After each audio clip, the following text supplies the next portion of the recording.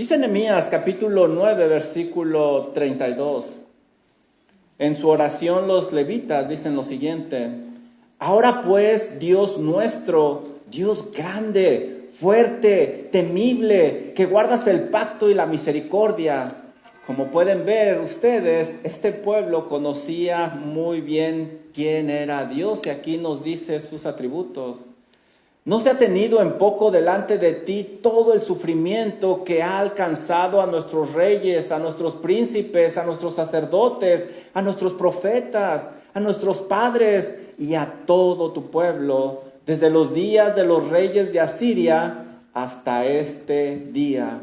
Su desobediencia había traído mucho dolor al pueblo y nadie se había escapado de él. Versículo 33. Pero tú eres justo en todo lo que ha venido sobre nosotros, porque rectamente has hecho, mas nosotros hemos hecho lo malo.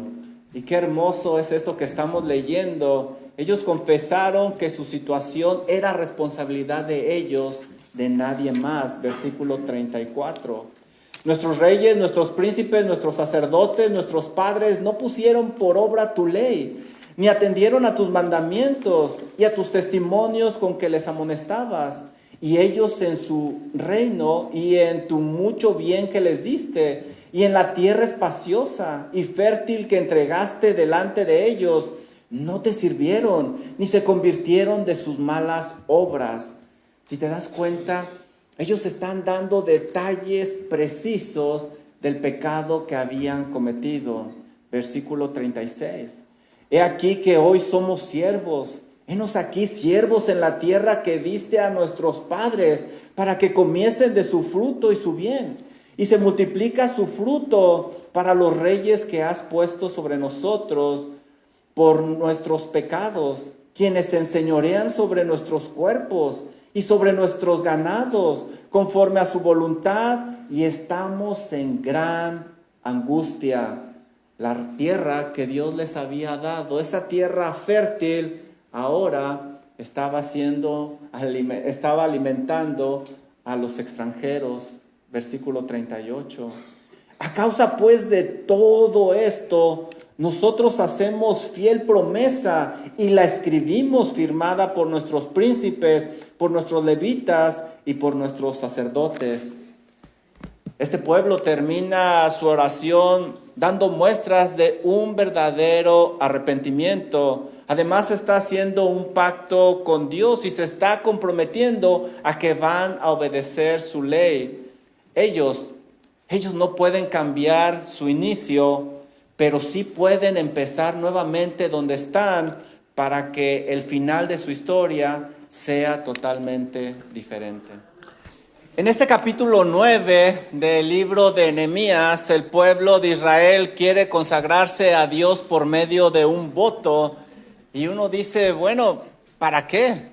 ¿Por qué quieren hacer un voto delante de Dios? No están haciendo algo que les requiera el Señor en estos momentos. En este capítulo, en esta gran oración, hemos estudiado que ellos nos han mostrado lo que ha sido su historia. En esa historia hemos aprendido nosotros su incapacidad de obedecer a Dios en sus propias fuerzas. Dios quien ha sido sumamente misericordioso con ellos. Ellos quieren hacer un compromiso de obedecer la ley ante Dios. Esto les va a ayudar a esforzarse cuando lleguen esos momentos de debilidad, a mantenerse firmes por el Señor.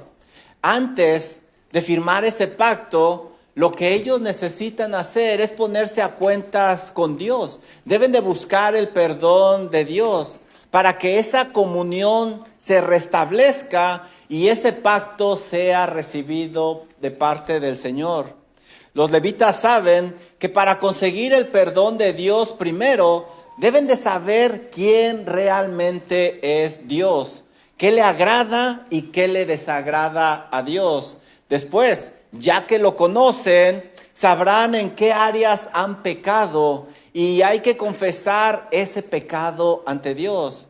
Por último, deben de apartarse de esas prácticas pecaminosas para alcanzar el tan anhelado perdón de Dios y recibir su misericordia. Y eso es precisamente lo que vamos a analizar en esta noche, los pasos necesarios para un arrepentimiento verdadero, el cual nos va a llevar a una reconciliación con nuestro Dios y obviamente va a acarrear su bendición. Lo primero que nosotros vamos a ver es la gran importancia de conocer al Dios de la Biblia para nosotros ver dónde realmente hemos pecado. De otra manera, vamos a crear nuestras propias reglas cómodas, vamos a crear un estándar muy a nuestra medida, vamos a hacer un Dios muy cómodo en nuestra mente y por lo tanto no va a ser el Dios de la Biblia y no vamos a obtener su perdón.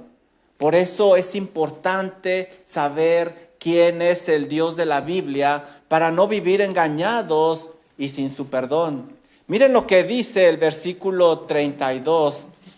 Lo primero que nosotros tenemos que ver es que debemos de conocer quién es Dios y este es nuestro primer punto. Ahora pues, estas palabras en la oración de los levitas nos están indicando que después de hacer un recuento de lo que ha sido su historia, la narración va a tomar un giro. Vamos a ver cómo toma una dirección diferente. Ahora pues, Dios nuestro, en su conclusión, este pueblo está diciendo que a pesar de todo su pecado, Dios sigue siendo su Dios. Dios no los ha abandonado. Por eso pueden decir libremente, Dios nuestro, Dios grande, fuerte, temible, que guardas el pacto y la misericordia. En este versículo nosotros vemos que ellos realmente conocían al Dios de la Biblia. En un solo versículo nos están dando 5 atributos muy importantes de Dios. En esta oración nosotros hemos visto que ellos ya nos han demostrado otros atributos de Dios y que realmente conocen a Dios por medio de su palabra y no solo por medio de su palabra, también lo han conocido personalmente porque Dios ha estado relacionándose con ellos y ha estado actuando activamente en su vida. Por esa razón pueden decir confiadamente ahora que Dios es grande. Y cómo no, ya aprendimos en el versículo 6 que Él creó los cielos y la tierra y que lo sostiene todo. Ellos pueden decir ahora confiadamente que Dios es fuerte. Y cómo no, ya aprendimos en el versículo número 11 que Él destruyó a la gran potencia de Egipto de aquella época. Ellos pueden decir libremente que Dios es temible, ya que cuando les habló, ellos no se pudieron sostener del miedo y lo aprendimos en el versículo 13. Ahora ellos pueden decir directamente y confiadamente que Dios es fiel, ya que nunca los dejó a pesar de su rebeldía, cumplió todas sus promesas como vimos en el versículo 17 y en general en toda esta oración. Pero también aprendimos nosotros en los versículos 19 y 31 lo que ellos están diciendo aquí, que nuestro Dios es un Dios misericordioso, ya que su amor para con ellos fue simplemente inquebrantable. Pero antes era diferente. Por mucho tiempo este pueblo creó su propio Dios a su conveniencia, el cual no es el Dios de las Sagradas Escrituras. Esta alteración de las Escrituras los llevó a la condición donde están ahora, los llevó a un lugar, a un estado de mucho peligro. Ellos no creyeron en la santidad de Dios antes, por eso pecaron deliberadamente. Antes ellos no creyeron en el gran poder de Dios, por eso lo retaron constantemente por medio de esa rebeldía. Antes ellos no creyeron que Dios era temible, por eso lo desobedecían a cada rato. Antes ellos no creyeron que Dios era justo, por eso vivieron haciendo sus propias reglas cómodas, viviendo como ellos querían. Aún se engañaron y creyeron que Dios era fiel y misericordioso, pero aún en esos atributos se equivocaron, porque como aprendimos anteriormente, ellos abusaron de la misericordia y de la fidelidad de Dios. Pero ahora era diferente. Ahora ellos reconocían quién era el Dios de la Biblia. Hermanos, queridos visitantes, qué importante es conocer al Dios de las Sagradas Escrituras y no crear nuestro propio Dios cómodo en la mente, un Dios a nuestra conveniencia, un Dios con un estándar muy bajo.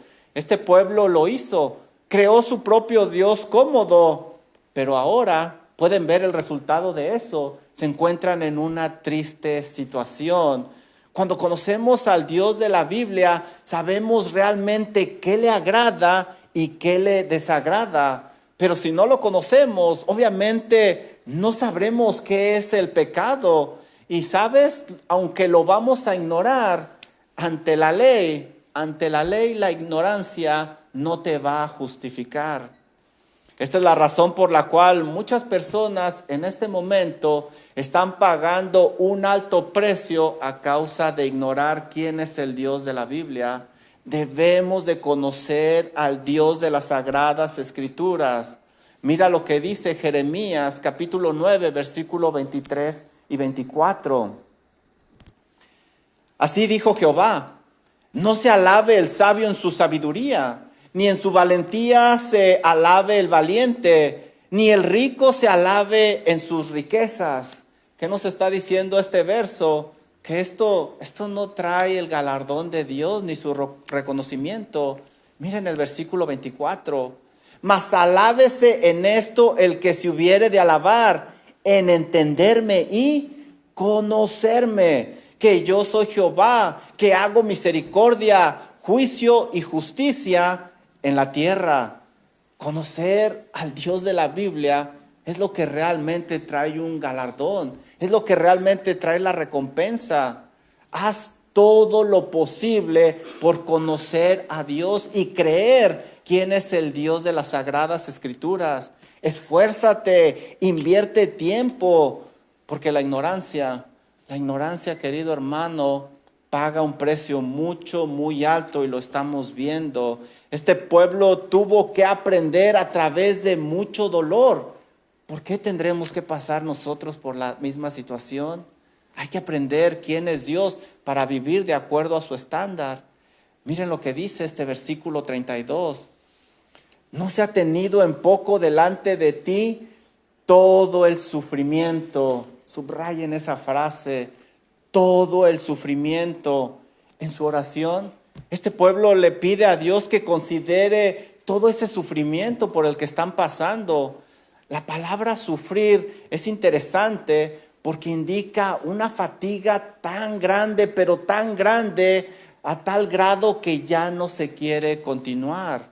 El pueblo le suplica a Dios que no vea ese sufrimiento por el que están pasando como algo insignificante, a pesar de que fue a causa de su desobediencia. El pueblo está rogando a Dios. Más adelante, en el versículo 37, vamos a leer nosotros que no simplemente están sufriendo, sino que también están en una gran angustia. El pecar, haciendo las cosas a nuestra manera, siempre va a traer un gran dolor y sufrimiento. Y este es el caso de este pueblo. El resto del versículo dice lo siguiente: no se ha tenido en poco delante de ti todo el sufrimiento que ha alcanzado a nuestros reyes, cuenten, reyes, a nuestros príncipes, a nuestros sacerdotes, a nuestros profetas, a nuestros padres y a todo tu pueblo. 6 grupos se relatan aquí y en general este dolor alcanzó a todos los niveles alcanzó este dolor. ¿Saben por qué? Porque el pecado les había alcanzado primero. Nadie estaba libre de ese sufrimiento porque nadie estaba libre de pecar. Y pecaron porque no creyeron quién era el Dios de la Biblia e hicieron las cosas a su manera. Este versículo dice algo, pienso que es muy triste. Todo el pueblo, ese sufrimiento incluyó todo el pueblo, es decir, alcanzó a los indefensos por culpa del pecado de sus padres. Ellos llevaron una vida compleja por las malas decisiones que habían tomado sus padres en lugar de recibir la bendición de Dios. Dice este versículo: no se ha tenido en poco delante de ti todo el sufrimiento, desde los días de los reyes de Asiria hasta este día. El sufrimiento no solo fue intenso, también fue un sufrimiento muy prolongado. El pueblo de Israel estuvo cautivo por 70 años en la tierra ajena, pagando el precio de ese pecado. Ahora habían pasado alrededor de 100 años desde que regresaron de la cautividad. Había pasado mucho tiempo y las cosas todavía no se estabilizaban por completo a causa de no creer quién es el Dios de la Biblia y hacer sus propias reglas cómodas, hacer las cosas a su manera. Para lograr el perdón de Dios, debemos demostrar un verdadero arrepentimiento, el cual solo llega si sabemos quién realmente es Dios. Porque podrás ver la magnitud y lo horrendo de tu pecado tal como lo ve Dios. De otra manera, seguiremos pensando y creyendo en ese Dios cómodo que nos pasa todas las cosas y estaremos pagando con un alto sufrimiento. Bueno, ya que sabes quién es Dios y sabes cómo evalúa los actos de acuerdo a la Biblia, lo siguiente que debes de hacer es confesar tu pecado a Dios. El pueblo, en una manera muy honesta, en una manera muy directa, confesó abiertamente su pecado a Dios sin ocultar absolutamente nada. Si quieres el perdón de Dios, arrepiéntete y muestra ese arrepentimiento con una genuina confesión. Mira el versículo 33 lo que nos dice: pero tú eres justo en todo lo que ha venido sobre nosotros, porque rectamente has hecho, mas nosotros hemos hecho lo malo. El pueblo en este versículo está haciendo una cosa bien importante, la cual es muy difícil de hacer. Está reconociendo su culpabilidad. No hay excusas, no hay pretextos, no hay otros culpables. Ellos están diciendo: nosotros, Señor, nosotros, todo ese dolor, todo ese sufrimiento no es culpa de usted, Señor. Absolutamente en nada es culpa suya. Todo, es decir, cada cosa, por muy pequeña que fuera, es culpa de ellos mismos a causa de haber hecho las cosas a su manera. Ellos reconocen que Dios simplemente actuó correctamente, con justicia, sobre ese pecado y esa rebeldía que ellos habían vivido. Confesar su culpabilidad es muy valioso, porque muchos no llegan a este punto. Muchos no aceptan su responsabilidad a causa del gran orgullo que tenemos. Desde Génesis vemos esa tendencia de apuntar a los demás y no reconocer nuestra responsabilidad. ¿Se acuerdan ustedes Adán lo que dijo cuando probó del fruto prohibido? Adán le dijo al Señor: la mujer que tú me diste me dio del fruto. Tú me la diste. ¿A quién está culpando Adán? A Dios. ¿Y qué dijo Eva? La serpiente me engañó. Ella me engañó y yo comí. Pero ninguno de los dos aceptó su responsabilidad. Y ese es el curso normal de cada uno de nosotros. Por eso el paso que está dando este pueblo es muy importante: confesar su responsabilidad. El pueblo aceptó esta responsabilidad y reconoció su culpa. Ellos básicamente, si puedo parafrasear esto, están diciendo: Señor, no es la culpa de esos pueblos hostiles que nos acechaban. No es la culpa de esos pueblos idólatras que querían influenciarnos. No es la culpa de esos pueblos violentos que nos adrementaban. No es la culpa de esos pueblos paganos. Señor, somos nosotros. Nosotros somos los que hemos hecho lo malo. Y usted es justo. El puritano y escritor Thomas Brooks lo puso de esta manera: líbrame, oh Dios, de ese hombre malo, yo mismo. Wow, así es como deberíamos de reconocer nuestro pecado y nuestra responsabilidad ante un Dios 3 veces santo y dejar de culpar a todos los que nos rodean o el ambiente o la vida que nos tocó vivir. ¿Cuántas veces nos la pasamos culpando 1000 cosas por nuestro sufrimiento sin reconocer que en realidad nosotros somos la causa por haber hecho las cosas a nuestra manera y no a la manera del Dios de la Biblia? Como este pueblo, deberíamos de reconocer ante Dios para poder ver la magnitud de ese pecado que hemos cometido y decir como ellos: mas nosotros hemos hecho lo malo y usted es justo en todo eso que nos ha venido. El pueblo no solo reconoció su pecado, sino que va más allá. Miren el versículo 34, lo que ellos dicen. Nuevamente se nos da una lista.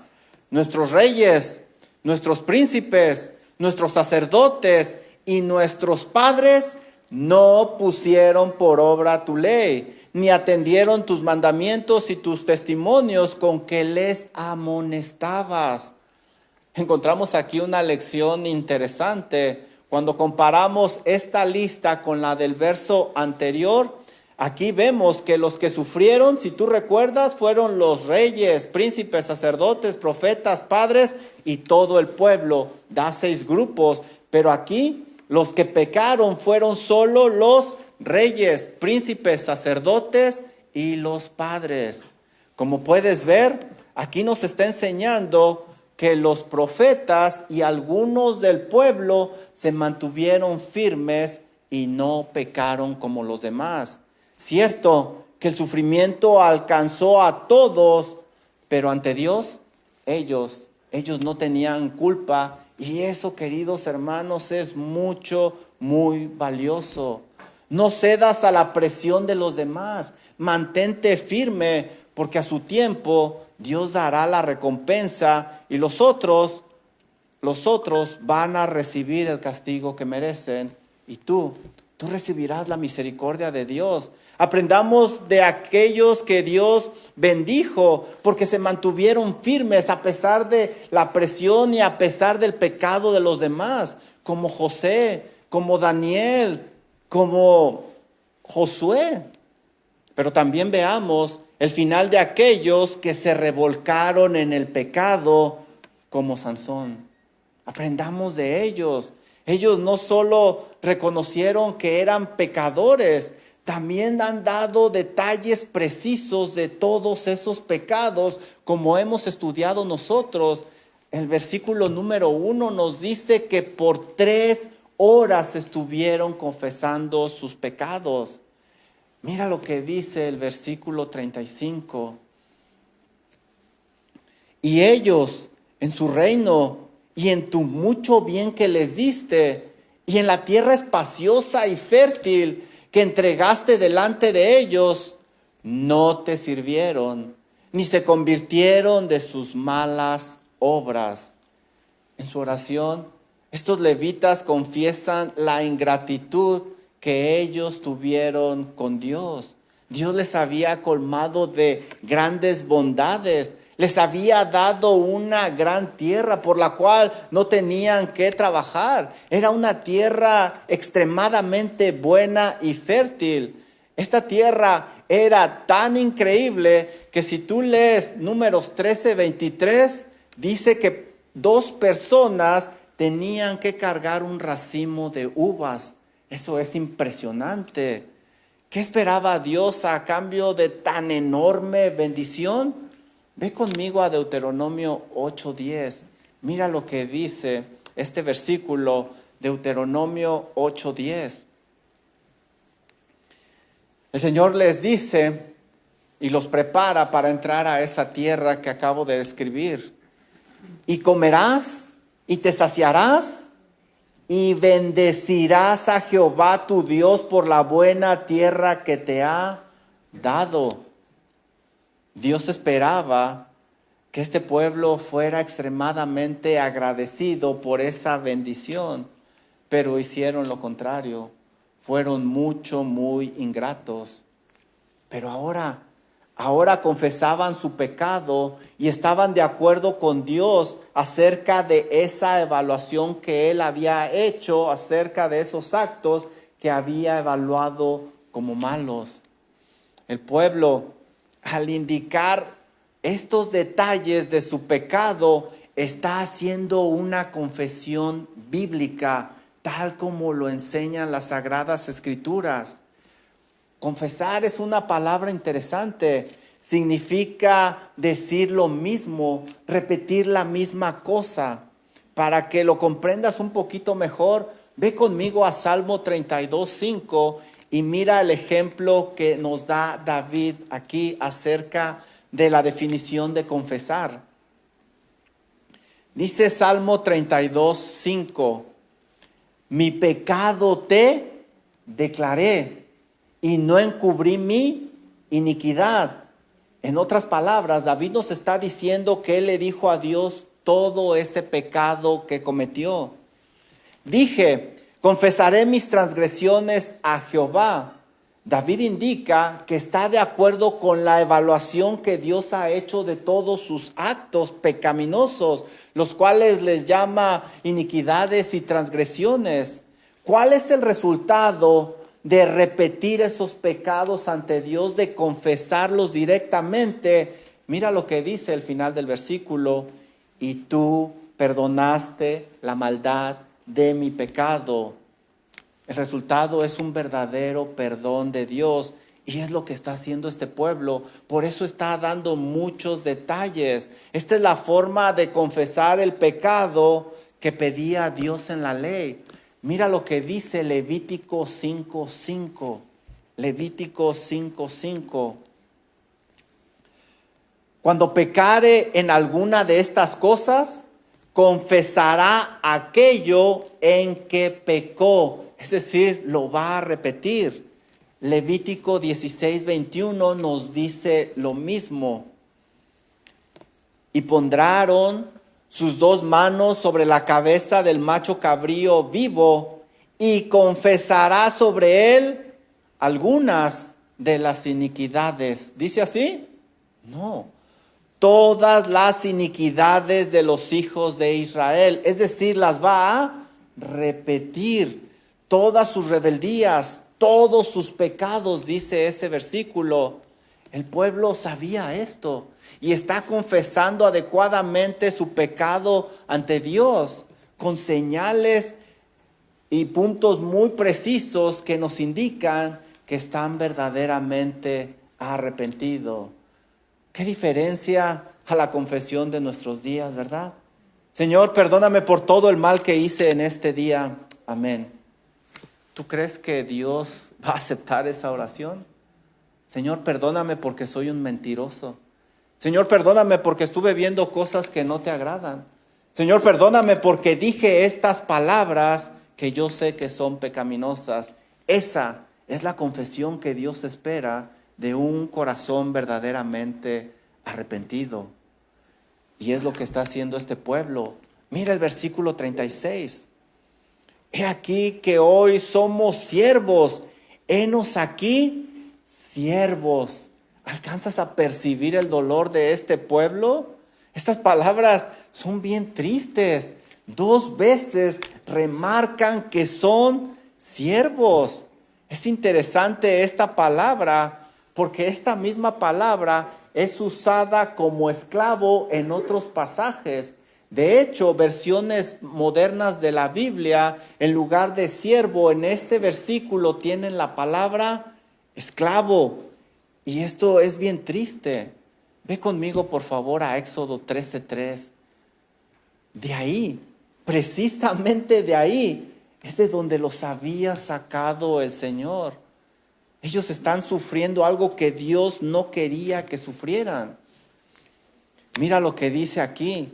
Y Moisés dijo al pueblo: tened memoria de este día, que no se te olvide. ¿Pero qué pasó con este pueblo? Olvidaron. Moisés dice: tened memoria de este día en el cual habéis salido de Egipto, de la casa de servidumbre. Y esa es la misma palabra que estamos leyendo nosotros en este pasaje. Dios no quería eso para ellos, pero a causa de hacer las cosas a su manera, regresaron a la misma situación de antes. Mira lo que dice: henos aquí siervos en la tierra que diste a nuestros padres para que comiesen de su fruto y de su bien. Dios les había dado esa tierra. No había forma que ellos hubieran podido conquistar a las naciones que vivían ahí. Dios se las dio para que fueran dueños y señores. Antes eran los amos de esa tierra, eran los señores. Pero ahora las cosas habían cambiado radicalmente y ahora eran siervos, servidores, esclavos. Dios les quitó esa tierra. Mira lo que dice este versículo 37. Y se multiplica su fruto. ¿Te das cuenta? La tierra sigue dando mucho fruto. ¿Pero para quién? Mira lo que dice este versículo. Y se multiplica su fruto, y se multiplica su fruto para los reyes que has puesto sobre nosotros. Dios les había dado esa tierra para que la disfrutaran, para que comieran de ella. Pero ahora, tristemente, otros disfrutaban de esa bendición. El mismo Dios que les bendijo con esa extraordinaria tierra, se las quitó y se las dio a las naciones paganas.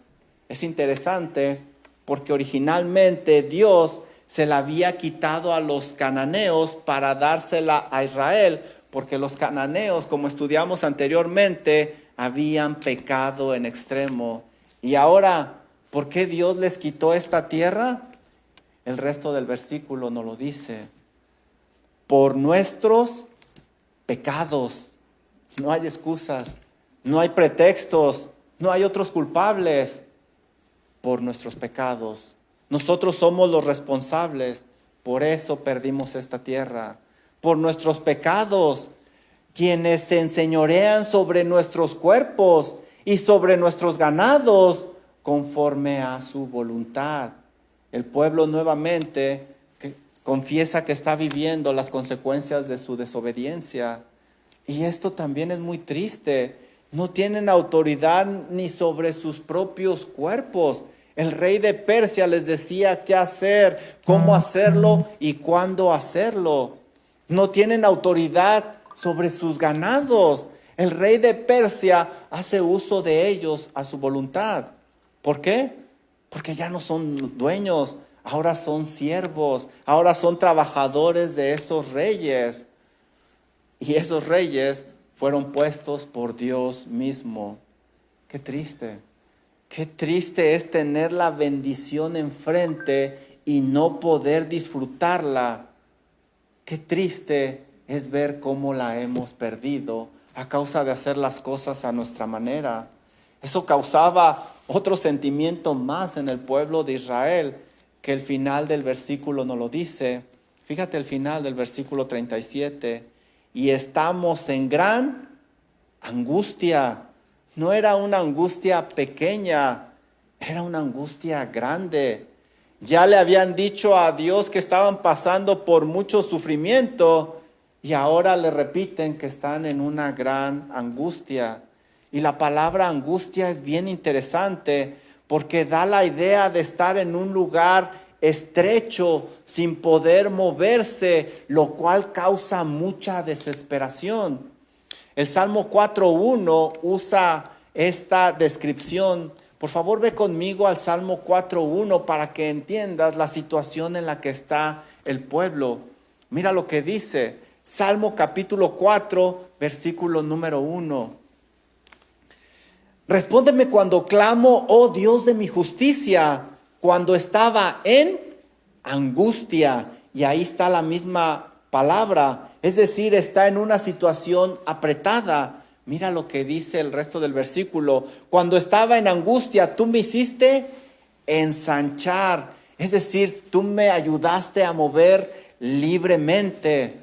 Lo que nos está diciendo el pueblo es que se encuentra en una situación de suma desesperación, que es a causa de esa gran desobediencia. Pero el pueblo ahora está muy arrepentido. Ahora ellos quieren que las cosas sean diferentes. Ellos no pueden hacer nada, absolutamente nada por el pasado, pero gracias a la misericordia de Dios, sí pueden hacer algo por el futuro. Me gusta lo que decía el escritor británico C.S. Lewis. Él es el autor de las Crónicas de Narnia. Él solía decir: no puedes regresar y cambiar el inicio, pero sí puedes empezar ahí donde estás y cambiar el final. Y eso es precisamente lo que está el pueblo haciendo, porque ellos sabían seguramente lo que dice Proverbios 28:13: el que encubre sus pecados no prosperará, mas el que los confiesa y se aparta alcanzará misericordia. Y este pueblo es lo que está buscando, un nuevo inicio bajo la misericordia de Dios.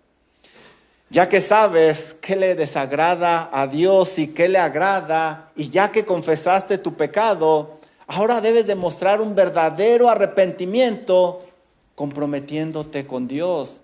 El pueblo, en una actitud de un verdadero arrepentimiento, decide hacer un pacto de consagración con Dios. Este es un compromiso sano que les va a ayudar a obedecer la ley de Dios, porque llegarán momentos de debilidad, llegarán momentos complicados, pero ese pacto, ese compromiso sano les va a ayudar a seguir adelante. Mira el versículo 38, lo que nos dice: a causa pues de todo esto, nosotros hacemos fiel promesa y la escribimos, firmada por nuestros príncipes, por nuestros levitas y por nuestros sacerdotes. Mira lo que dice aquí: a causa pues de todo esto. ¿Qué es todo esto? Bueno, pues la historia que hemos estado estudiando. Ellos han confesado a través de esta historia su desobediencia. Ellos han recordado lo ingrato que han sido con Dios, quien ha sido sumamente misericordioso con ellos.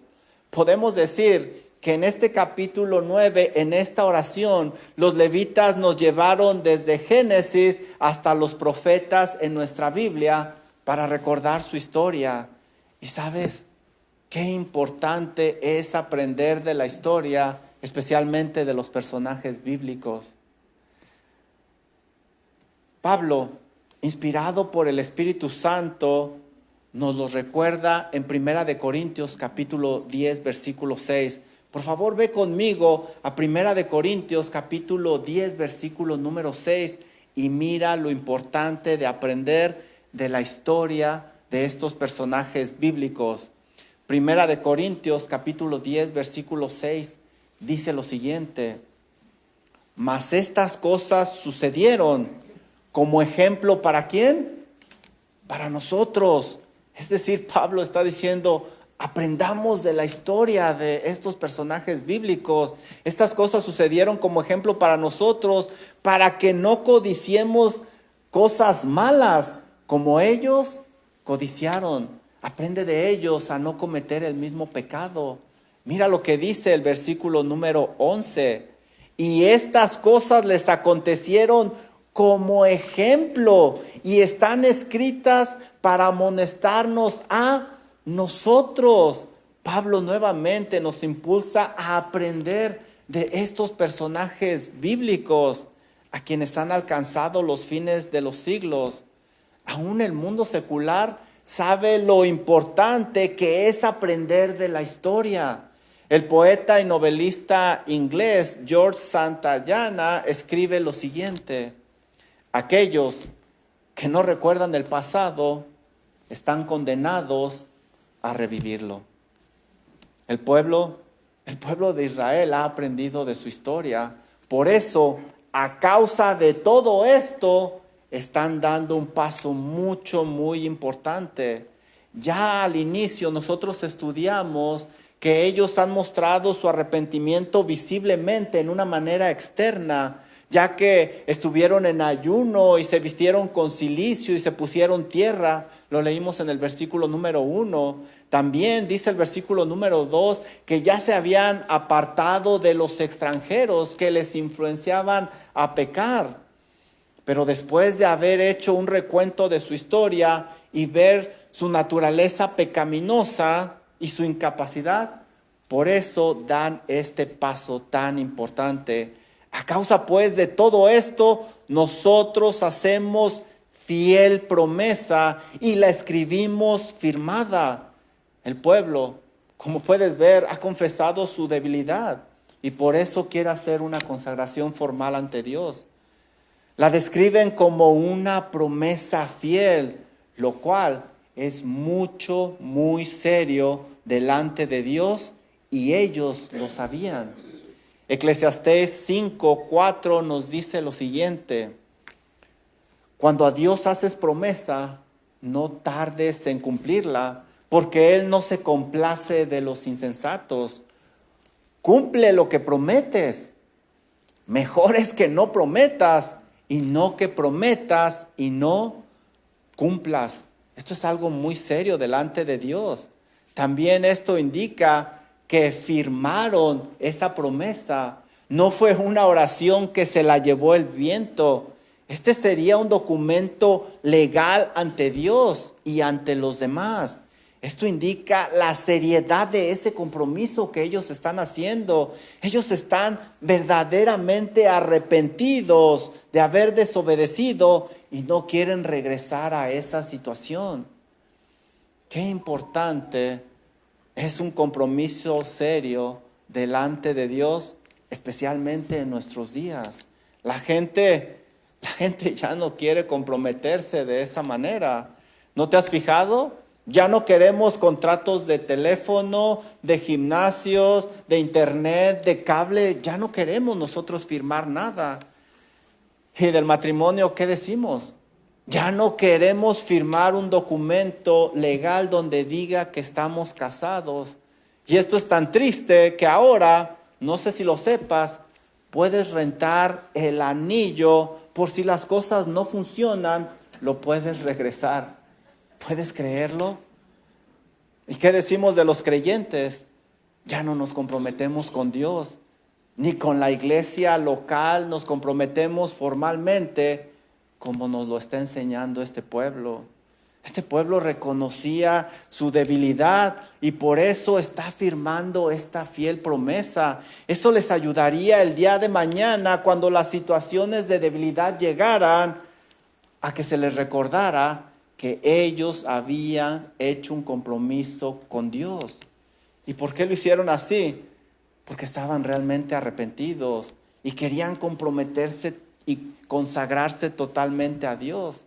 Estas palabras estaban respaldadas con una acción, como lo estamos viendo. Además, estaban enseñando a las próximas generaciones la importancia de comprometerse con Dios y también les estaban enseñando que habían aprendido de su historia para que no cometieran los mismos errores.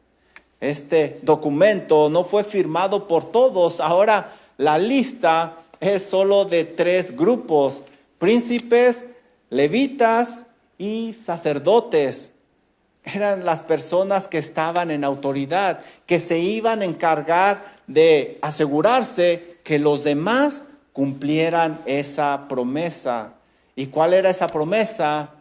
Da una vuelta al capítulo 10. Mira lo que dice Nehemías 10:29. Ahí ellos dan detalles de esa promesa. Se reunieron con sus hermanos y sus príncipes para protestar y jurar que andarían en la ley de Dios. Ahí está la promesa, que andarían en la ley de Dios que fue dada por Moisés, siervo de Dios, y que guardarían y cumplirían todos los mandamientos, decretos, estatutos de Jehová nuestro Señor. Ese compromiso de obediencia traería la bendición de Dios. Termino con esto. Nosotros como iglesia podemos aprender de esta gran lección bíblica al observar la historia de este pueblo, para que no cometamos los mismos errores que ellos cometieron, que sus padres cometieron, lo cual les trajo mucho dolor. Estas cosas están escritas para nosotros, para que aprendamos lo que sucede cuando hacemos las cosas a nuestra manera y no a la manera de Dios. Como el pueblo de Israel, digamos, hasta aquí, Señor, ya no más. Realmente estoy arrepentido de crear mi propio Dios cómodo y hacer las cosas a mi manera. Señor, perdóneme. Quiero disfrutar de esa bendición que está frente a mí y no puedo alcanzar. Es mi deseo enseñar a las próximas generaciones, a los míos, con mi testimonio, lo que es una relación genuina con usted. Este paso solo se da mediante un verdadero arrepentimiento, ya que hay arrepentimientos que no son verdaderos, que son falsos, que solo engañan. Quizás esas personas aparentemente se arrepienten, pero lo hacen por una conveniencia para salvar su reputación o quizá porque los acorralaron, qué sé yo.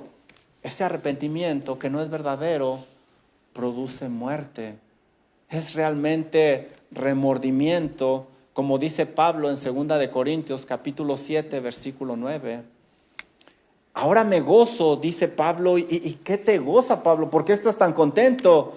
No porque hayas sido contristados. Pablo dice que estaban tristes, sino porque fuisteis contristados para arrepentimiento, porque habéis sido contristados según Dios, para que ninguna pérdida padecieses por nuestra parte. Pablo se goza porque ellos estaban tristes, y estaban tristes porque había un verdadero arrepentimiento. Mira lo que dice el versículo siguiente. Porque la tristeza que es, según Dios, produce arrepentimiento para salvación, de que no hay de qué arrepentirse, pero la tristeza del mundo produce muerte. ¿Quieres un ejemplo? Judas en verdad no se arrepintió.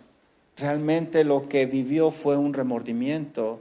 Un arrepentimiento genuino comienza conociendo realmente quién es Dios, para que veamos realmente dónde hemos pecado. Y eso nos lleva a una confesión bíblica donde estamos de acuerdo con el estándar de Dios de que hemos pecado en esos actos que realizamos.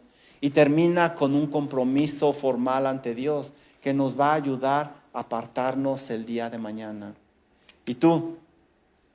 ¿Estás realmente arrepentido de esas cosas que Dios seguramente ya te mostró el día de hoy? Si es así, no esperes ni un minuto. Arrepiéntete, ponte a cuentas con Dios, porque Él es un Dios grande en perdonar. Vamos a orar. Amado Padre Celestial, gracias Señor por estas cosas que están escritas para nuestra amonestación, para nuestro ejemplo, para que no cometamos los mismos pecados. Padre Celestial, perdónenos, porque muchas veces hemos hecho las cosas a nuestra manera, desobedeciendo su santa palabra. Ayúdenos a aprender de los padres de este pueblo, Señor, y que no cometamos los mismos pecados. Ayúdenos a aprender de este pueblo para tener un arrepentimiento genuino que alcance su bendición, para poder tener una relación cercana con usted, para vivir honrándole, sirviéndole y cada día darle las gracias, Señor, porque usted realmente ha sido misericordioso. Ayúdenos a obtener esa bendición y no obtener su disciplina. Se lo pedimos humildemente en el nombre de nuestro Señor y Salvador Jesucristo. Amén.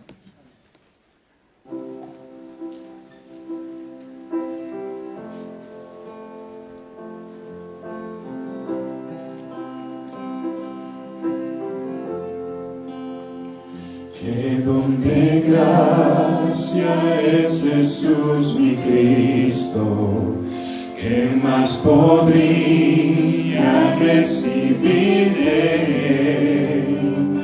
Él es mi paz, mi gozo y mi refugio, mi único amor, mi gozo eterno.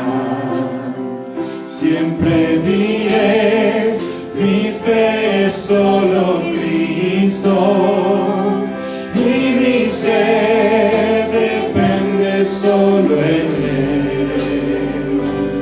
Oh, cuán grande y real, tengo todo de Él, no fui yo, sino Cristo en mí.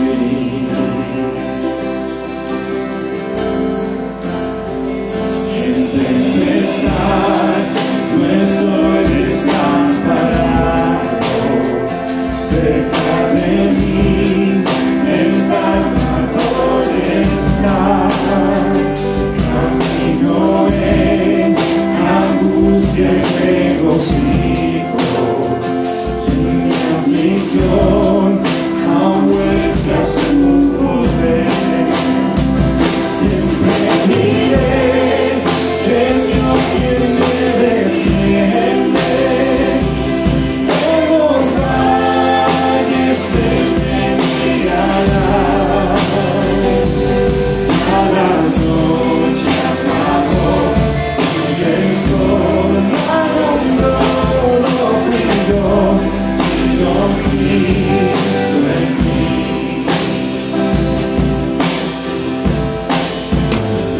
No tengo más, Jesús me ha perdonado,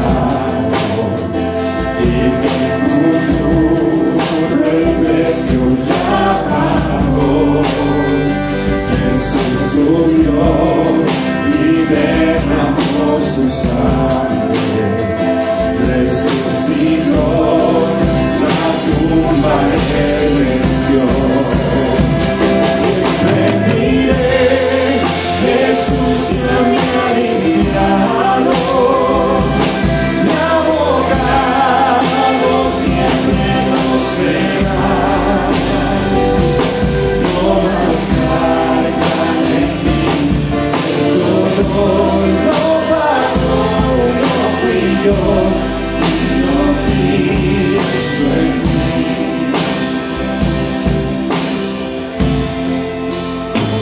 Sigo a Jesús mientras estoy en vida.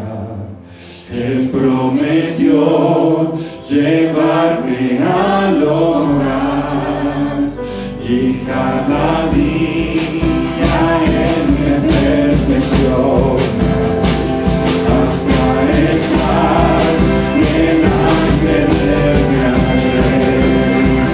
Siempre diré, Jesús es mi esperanza, en la gloria todo es para Él. Cuando llegue al final, con fuerza diré, no fui yo, sino Cristo en mí. Siempre diré, Jesús es mi esperanza, y la gloria todo es para Él. Cuando llegue al final, aún con fuerza diré, no fui yo, sino Cristo en mí. Cuando llegue al final, aún con fuerza diré, no fui yo, sino Cristo.